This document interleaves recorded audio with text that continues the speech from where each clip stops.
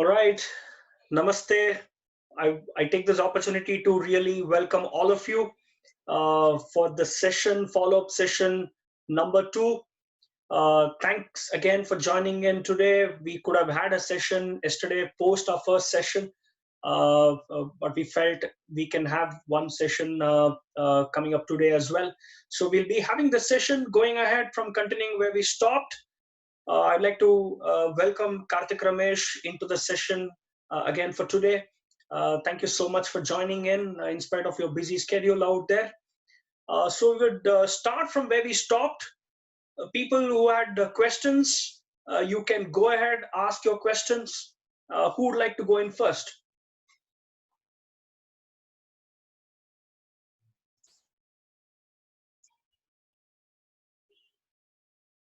Who wants to go in first for the question?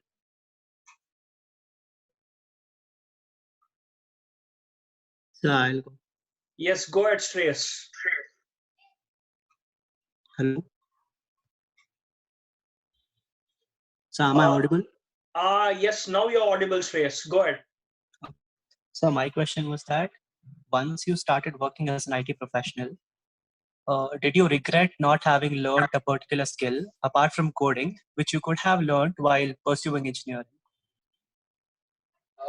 Actually, it's a very, very good question. And I think to answer that, let me probably tell you a little bit about my preferences and probably my personality. I am not the kind of person who really enjoys a desk job. And I've always felt my strengths were, let's say, something to do with people management or even management in general. And that's essentially where I've always thought my biggest strength was. What I feel like I could have done better during my engineering was probably explore a little bit more about how could I have gotten into a non-technical role, right? I could have looked into something like pre-sales or marketing, or I could have even looked into event management. There are different streams where I could have looked into, but I really did not explore. It took me good, let's say, 7 years before I actually started thinking, hey, should I even be looking at something different, or should I just continue whatever I've been doing for the 6-7 years, which I kind of started doing, right? And that's something which I won't say it's a regret, because now I've started working on it and now I've kind of made a transition to it.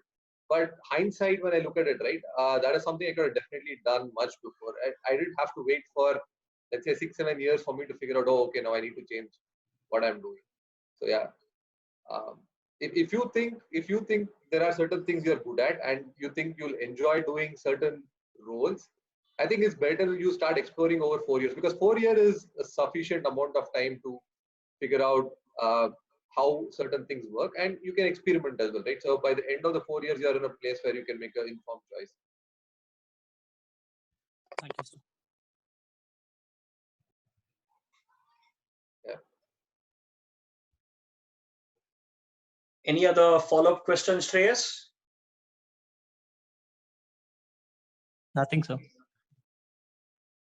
Yeah. Anyone else has a question in mind? Sir, can I ask? Yeah, go ahead. Sir, you said you work in Microsoft and other popular companies.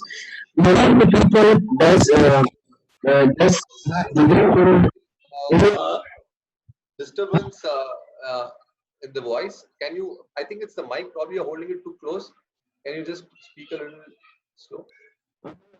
Sir? There is a lot of noise in your voice, Dhanush. Sir, am I now audible? You are audible, but there's a lot of noise around it.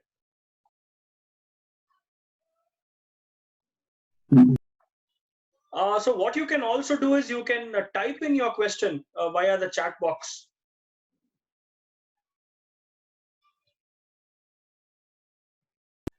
Sir, now audible, sir? No, Dhanush, it's still the same. I'm having a lot of disturbance here. I would suggest you to start typing in. So I have the chat box open here. So you can type in your question, Darshan.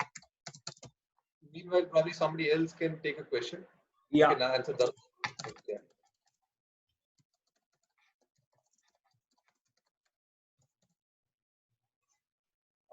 Anyone else has any question for me?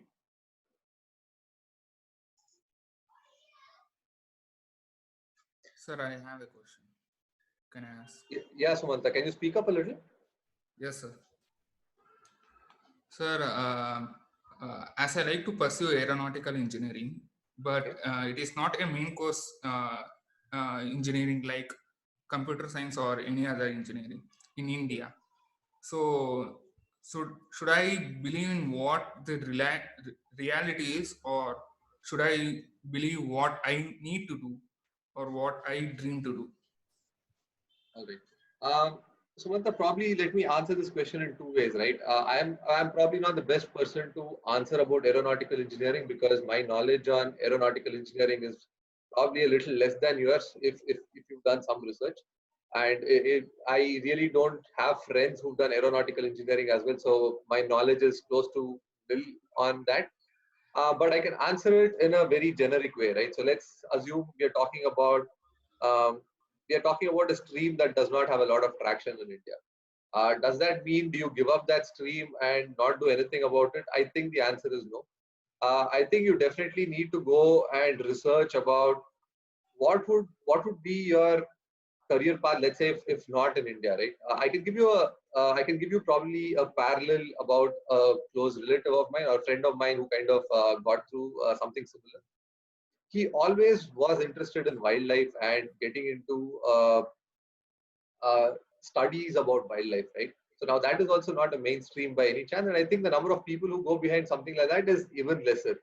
So he had the same confusion. He was like, should I probably do something like an engineering, or should I just do pure sciences and take wildlife as a hobby? Because you have many ways to look at it. I think what he did really, really well was he researched, and he figured out that there was a institution called NCPS, which is run by the Tata group of institutions. So they take admission. It happens in India, and they have a college in Bangalore, and they take students every 2 years. And he prepared really well for that. And once he got through that, then he went outside to pursue his PhD. Now he's completed. I think he's completing his PhD this year or something. But he got very well integrated with the course, and he figured out a career option for him in something that he liked, right? So what he did was he just did not give up blindly. He went and he gave it all his effort and all his energy into finding out what really were the options. And once you know the options, and once you know you have a path, let's say to kind of make it a career, then I think it becomes a much easier decision for you to kind of take. So what we can probably do is after the session, I'll definitely reach out to my networks. If I have someone who's done aeronautical engineering, I'll try and put him in touch with you, him or her in touch with you. But I think from your end, you should start reaching out to people who've done something similar. You can find it out on, let's say, LinkedIn, or I don't know, through your own networks. You can reach out and see if somebody's done it, get advice from them, see how they went about it, and then take it. Sumant, Yes, sir. I actually have a question for you. So you have planned to do your aeronautical engineering. Do you have a plan B in mind right now? Yes, sir. So what is the plan B? To take other engineering. That's all. So to take up any other engineering course, right? So have Yes, you done your research on the colleges which offer aeronautical engineering so far? Yes, sir. So which are the colleges that come under CET, which is Yeah. probably close to your place or within Bangalore? Yes, sir. First one is MS Ramaya, Okay, and second one is Dayanand Sagar, okay, and there are two main colleges in Bangalore. okay. So I've And heard. outside Bangalore, it's VIT Okay, and Anna Institute of Technology. okay. So I'll just give you one small input here. No, Dayanand Sagar, based on what one of my students studied, they have their own small wind tunnel there, which is, see, when you talk about courses like aeronautical engineering, what becomes extremely important is their facilities with respect to the labs that they offer for the aerodynamics lab, to be more precise. So what suggestion I can give you is, I want you to reach out to these colleges, go to these colleges, speak to the placement officers there, speak to the alumni. They will have a group of students who have passed out of this course. Reach out to them. This is the time where probably everyone would be available online. So send a mail to them, keep in touch with them, ask them a lot of questions. So this is something that you can explore. Yes, sir. So that's one. And Karthik, just following it up with what Sumant asked you, say for example, somebody's taken up aeronautical engineering or say electronics engineering or electrical. They've done their 4 years in that. Then at the end of 4 years, they feel probably I'm not getting the kind of jobs that I'm looking at least for the case of survival, for longevity. Let me just take up a computer science related job. Now, is there a possibility where somebody takes up any other branch and then does a small diploma course or something, or a small add-on course, and then can they shift into becoming a software engineer? Is it tough, or is it possible? So the answer is definitely it's possible. I can give you examples of people who I know very closely who've done it. There's a person who did his chemical engineering, I think, which is the farthest away from computer science at this point of time. And he is a software developer. In fact, he's an architect in a very well-known company, right? I have friends who did electronics, like you said, electrical, mechanical, and all of them are now working in the IT industry. So it is definitely possible. So now the next question lies, how do you do it? So one is, once you know there's a possibility, how do you actually make the switch? I think initially when, let's say, you go to one of the big services companies, they hire a lot of people. They do a mass recruitment kind of thing. When I say mass, it's more than 20 odd people that they kind of do, right? Like they do bulk recruitments, that happens. And when that happens, if you know your basics of programming, and if you can basically touch upon very basic programming coding skills and just understand what programming is all about, and kind of get your hands dirty on all the basic computer programming, which anyways you learn initially in your first 1 or 2 terms in engineering. Because like I said, the first year you touch all subjects across all branches, so you will learn a little bit. Probably you learn C or C++. You learn definitely 1 or 2 programming languages. If you build a little bit more on that, you become a little more comfortable with programming. So once you have that, you can definitely, I think, crack one of the companies that come for probably the big bulk placements. You have a better opportunity. I'm not saying you definitely do it. You have a better opportunity. Let's say even that doesn't happen, right? And then now you really want to go ahead and make sure that you really want to get a good job and you want to get a good pay in a good company. Then you have a lot of courses online. You necessarily do not need a diploma. You can definitely take up a lot of courses online about, let's say, like Udemy or Coursera, where they have a lot of nice course content and assignments that kind of come in with it. And then this is what I keep telling you, build your portfolio, right? So you can take up some of those courses, get a little more proficient with whatever language you would like to learn, and just make sure that language you're learning is relevant in the industry. So don't pick a language which was used, let's say 5-10 years back, because the opportunities are going to be lesser. It's basically, that is what it is, right? So once you've learned that skill, then start the next phase until you find a job. Start freelancing. So you keep refreshing your knowledge, you keep learning new things, because every problem is different. You learn something new here, there, and then when the opportunity is right, you'll definitely crack it. So like I said, it's all about getting your hands dirty. You will definitely learn something basic initially in your engineering, and how much you build upon that to keep your plan B open is your personal choice. Yeah, got that. I think Dhanush, his question is out there in the chat box. Are you able to view the question? 1 second, let me just open the chat.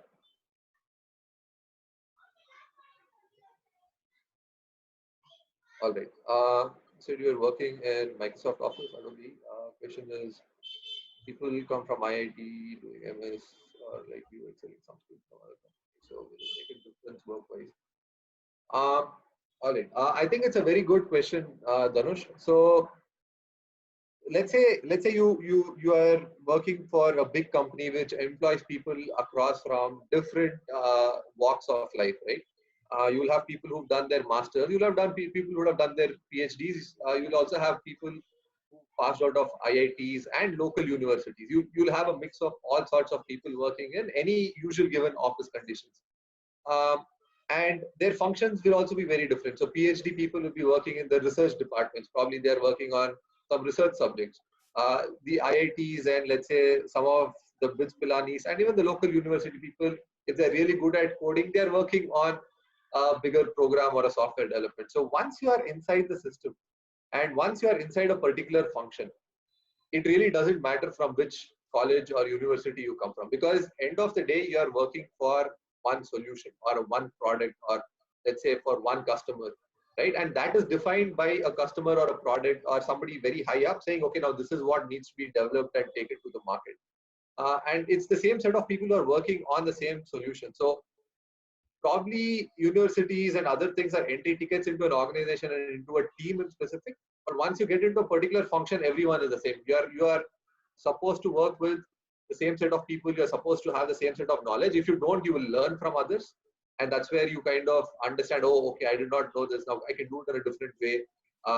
Probably this was something which I was not aware of. Or probably it is something that you know which somebody else doesn't know. So you share that information with them. And all of that comes to one single plane over a period of time, and it evens out. I think once you are within a company or within a function, it kind of becomes standardized over a period of time. I hope that answered your question, Dhanush. So can I ask a question? Sure, Arkesh. Sir, just like the 2008 recession, even this Sorry, year... Arkesh, can you speak up? Your voice is very feeble. Hello? Sir, is it audible? A little more loud, please. Hello? Yeah, it's better now. Sir, just like the 2008 recession, even 2020 falls under this recession era. So Sure. what do you think are the top 5 skills are required after this pandemic is over? So that's a interesting and a very difficult question to answer. So let me talk to you about 2008 first, because I was a part of that recession, and probably we can probably draw parallels here, right? In 2008, again, the top 5 skills that were required are in terms of programming, because I'm talking in terms of development as a skill, right? Because when you talk about skills, it will depend upon which function you are going after. So I was a developer, so I'm talking in terms of programming and development. Java was definitely the big one that was there, and some big product companies were using C, C++. So those two were always primary. .NET was on a boom, but it was still in a place where it was in .NET versions 2.0 or 3.0, so it really hadn't grown as big as it is now. So the latest technologies out there were essentially around these, and there were obviously some people who were moving into big data. Big data was still one of those things which was still being talked about. So some people were getting into that, and definitely business intelligence was one of those things. So business intelligence is nothing but you have a lot of data. How do you mine for data and kind of create reports which are useful and valuable for people to consume? So if I think of it like that, so these were kind of the core programming things that were happening somewhere around 2008 in India. I'm not talking about US because that's the market that we're talking about, right? So now let's talk about 2019 or 20 when it's happening, and say when things come out, what would be something that would be useful. So your question, you'll have to break it down into which function we are specifically looking as a skill, because each function has its own set of skills. So if you're looking at sales, you definitely need some other skill. If you're looking at marketing, you need to really understand, let's say, digital marketing, how does it work? How does search engine optimizations work? And how do you take something from that as a skill and make it better for somebody and things like that, right? So now let's come back to assuming your question is around software development, and it's somewhere around programming, right? The current things that are definitely right now in demand is the industry has shifted a little into, let's say, front-end engineer, back-end engineer, and there's a full-stack engineer. Do you guys understand the difference between this? Probably I can explain that a little bit to you if you guys don't understand that. No, I think it's better if you can just give a bird's eye view about these. Yes, sir. Can you please Sure. explain it? Sure. So now, as a programmer, right, you can work on different technology stacks. And when I say you can work on different technology stacks, you have different programming languages that support it, and also different areas of a particular product you can work on. So let's take a product example, and then we will break it down into what means what. So now let's take an example like something that everyone will probably relate to. Let's take Ola as an example, right? So now you have the Ola app that you have with you. Now Ola app has this front end through which most engineers or most users interact. Correct? You have the maps that is there, the place where you can enter, which destination you need to pick up, which destination you need to drop people off, then you see the payments. So the entire interaction part, the first initial part of it, that's the front end of an app, right? So a developer who works on, let's say, the front end of an app is called a front end developer. His job will more or less be around how does the user interface look like? How do you make sure that the user interaction is very, very smooth? You take care of all the edge conditions of, let's say, somebody is on the payment page, you go back, what happens? Do you block him from not doing that? So you're building a lot of interaction based, let's say, programming, right? So that's essentially what you're doing. So you're working on how the user interacts with your product. So that's a front-end developer. So what is the back-end developer? A back-end developer is the one who's kind of writing the core logic of how do you make sure the app runs for whatever the front-end needs, right? I'll give you an example.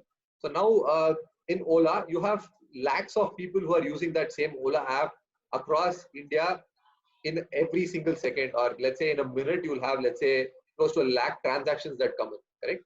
So everyone through their app is sending in some information, and there must be someone who needs to receive all this information, process it, and then give it back to these people within a matter of seconds, correct? Whatever is happening behind the screen is something that you guys are not seeing. You're not seeing how, let's say, if I give you 100,000 requests saying, okay, A to B, location B to C, C to D, how do you figure out that you're assigning it to the right cab guy? How do you figure out what is the price to show? How do you figure out what kind of cars should I show as availability? Correct? So somebody in the back end is making up all this logic. Somebody is figuring out what do I show to the user on the front end, right? So that's essentially what a back end engineer is doing. So they are working behind the entire user interface, and they're writing a lot of logic and how the data should be stored, how the data should be retrieved, how do you compute all this data, massage it, and kind of send it back to the front end for the user to see, right? So, and then there is something called as a full stack engineer. A full stack engineer essentially works across, let's say, front end and back end. There is no real distinction between his preference of working for, let's say, front end or a back end, right? So this is at a very high level. You can, again, once you get into one of these streams, you can again start breaking it down into many multiple functions, right? So when you look at it like this, so full stack engineers are definitely preferred. When I say preferred, the reason is, imagine for the price of one, you're getting a person who understands both worlds better, and you kind of can do the work of two people, right? So your opportunities are again becoming more. You can either get into backend or front end. So you're essentially getting into that spectrum. So if you're a programmer, I think if you start learning both technologies of front end and back end and how do you build applications end to end, you will have a lot of value, right? Now also let's get into what are the latest technologies that are being used today and what are the buzzwords and things that people are talking about, and where you would probably build your strengths, which will make your, let's say, it will make your candidature a little more stronger.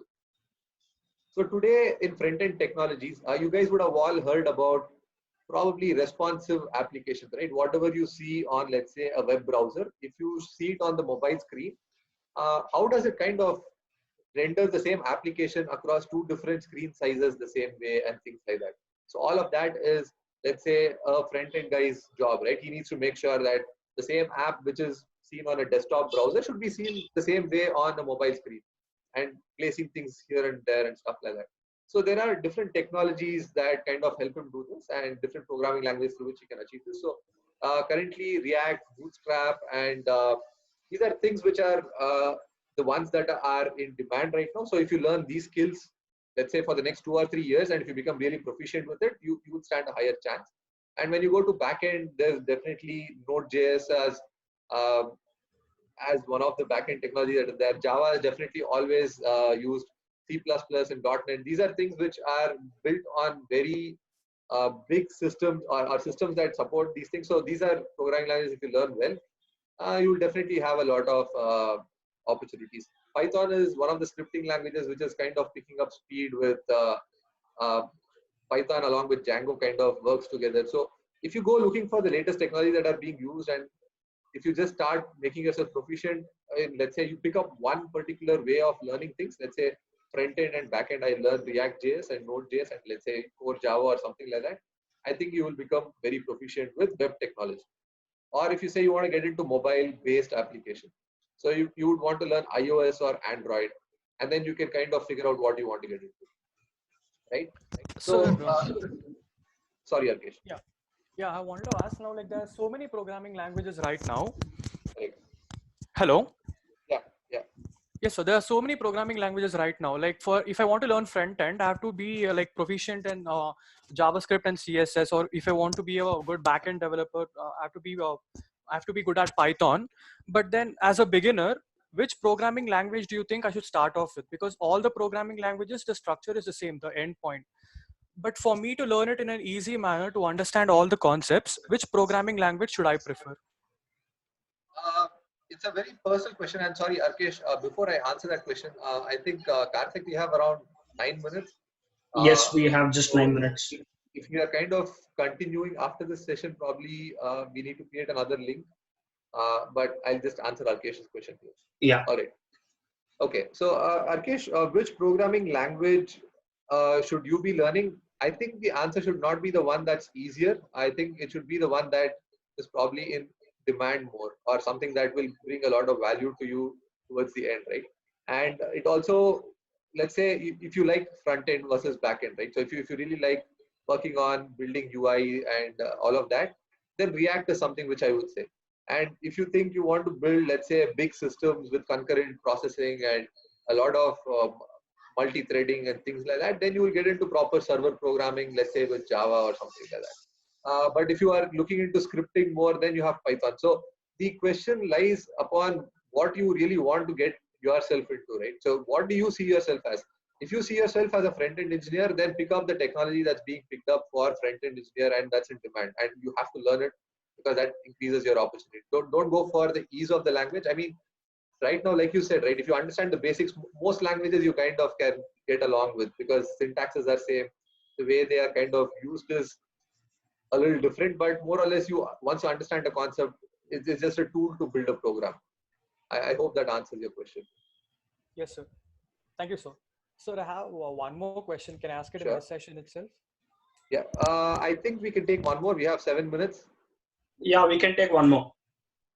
Sir, this question is to like I want to know both of your opinions on this. Yeah. Karthik, sir, you were talking about like having a second option, right? Like a plan B. Yeah. And what I think is that like when I'm pursuing my particular goal, like I have a vision, like I want to build my own app and I want to like have my own startup. Okay. So that's my primary goal, and I don't want any deviations in between. So what I believe is that to burn the bridges that I have just crossed, like I should not have any plan B, because what I think is if I have a plan B, I will always be distracted. Like I'll be having this mindset saying that it's okay if you fail in this. You always have a plan B.